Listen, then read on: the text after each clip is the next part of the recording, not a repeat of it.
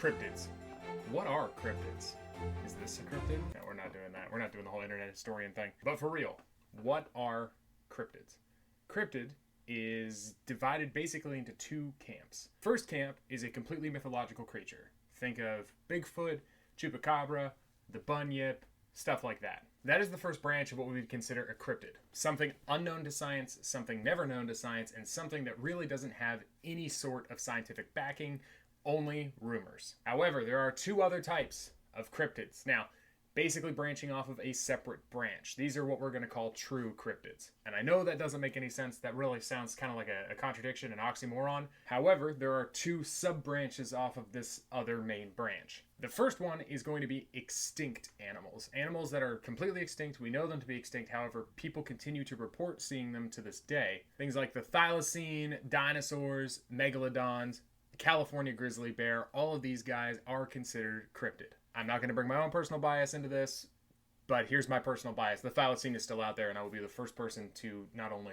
come back with one, but have one inside of a zoo. That is my life's goal. Now, branching off of this are real animals that we know currently exist to this day, just in places that they should not be. Think about large cats in the UK. Think about this guy that was spotted only a couple weeks ago in Ireland, and everybody thought it was a lion. It did turn out to be a dog, but the reason people thought that it was a lion was because they are constantly reported all over Europe.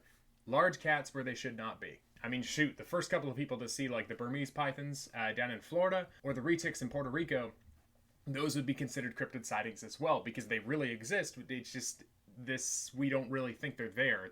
They're not supposed to be there. Why are these things important? The whole structure of this video is telling you why these things are important, and there's a couple of reasons as to why they are important. First off, fictional cryptids are really, really good at warnings. It's a really, really good way to warn people, mainly children, not to wander off and do dangerous things. It's a lot less powerful of a tool to look at a kid and say, hey, don't wander off into those woods, young man, or else I'm going to be really, really mad, than it is to say, hey, don't wander off into the woods, young man. There's a large predatory ape creature in there, and he's going to rip you limb from limb. That makes that thing a very, very, very important part of that community and that culture. The importance of these stories and myths aren't just as a warning. We as humans, since the dawn of humanity, have always wanted to be remembered in one way or another. Myself included. Why else do you think that I'm on the internet right now? When it comes to humans wanting to be remembered, it's not just humans themselves. This is not an individual curse that we have on ourselves. This is a community-wide,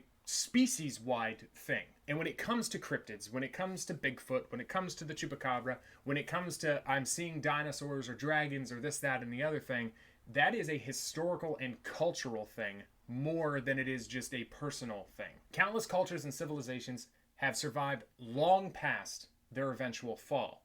Why is that? It's because we have their stories, we have their epics, we have their myths, we have their legends, we have their gods. And this might sound really, really stupid to compare something like Bigfoot to like the Epic of Gilgamesh. But that's essentially what's going on. We are creating our own new myths, our own new legends to be passed down so that people will remember us. And this is coming as somebody who genuinely believes in a lot of the cryptids out there. This sounds really stupid, I know, but just stick with me. Even if, beyond a shadow of a doubt, tomorrow the news comes out and says, hey look, we know for a fact that Bigfoot has never been real, will never be real, and there's never been such a thing as Bigfoot. Every single sighting, every single howl in the wilderness was completely false, whatever. I would still value the Bigfoot, and it is strictly because of a cultural impact that creature had. It has nothing to do with the actual animal itself at this point. He has transcended a physical form at this point. Your morals, your traditions, the explanations of natural phenomenon that you see will be remembered if you make it into an interesting enough story. That's just what humans are. We're really good at telling stories, and we're only really good at paying attention if the story is good enough to listen to. Secondly, and this goes out to the scientific-minded people out there, there's a much more important thing about cryptids. What if they're real? Now, once again, I'm not talking about Bigfoot, I'm not talking about the Yeti, the Loch Ness Monster, or anything like that. I am specifically talking about that second branch of the same tree that we've been talking about. Once again, I'm going to have to ask you to stick with me. But when it comes to these animals, whether we're seeing an animal that should not exist anymore, or we're seeing an animal in a place that it should not be where it is said it is, there's some real importance behind that. Scientifically speaking, it's really important to keep an open mind when it comes to viewing a species that either shouldn't be here anymore or a species that is somewhere it should not be. For the first one, it's because of a story that I think we all know very well. The story of the coelacanth. That creature was considered extinct for several million years. But we didn't have any evidence or any real story of that animal even being alive anymore. So it really came as a shock when down in South Africa, a dead one was discovered. And you might be saying, oh, well, yeah, the fossils are dead too. That doesn't really mean a hill of beans. No, this was freshly killed. And then they observed it in its natural habitat, still alive, millions of years after it was supposed to be extinct. And I'm not going to come on here and tell you that you need to go out and look for the megalodon, or you need to go look for the Yeti, or you need to go look for the Loch Ness Monster, or anything like that. But I will tell you, listening to people's personal accounts or personal experiences of animals that have gone extinct, especially recently, primarily from human means, such as overhunting, poaching, or habitat destruction, it's really important to take those not just with a grain of salt, but take them with a little bit more certainty. And the reason I'm saying that is because if it's extinct, unfortunately, all of the conservation, all of the effort that we put into an animal, that dries up when that animal is considered extinct. Which does make sense. I'm not bashing any sort of scientific head or anything like that because of that. It doesn't make sense to throw money at a problem that no longer exists. But that's why it's so important to get out there and actually do field research, especially when stories start popping up of an animal that is no longer supposed to be around. And the second tier of that branch, that second little jut that we had coming out, that's also really important. An animal being somewhere it's not supposed to be can mean one of two different things, two very, very different things. Either first,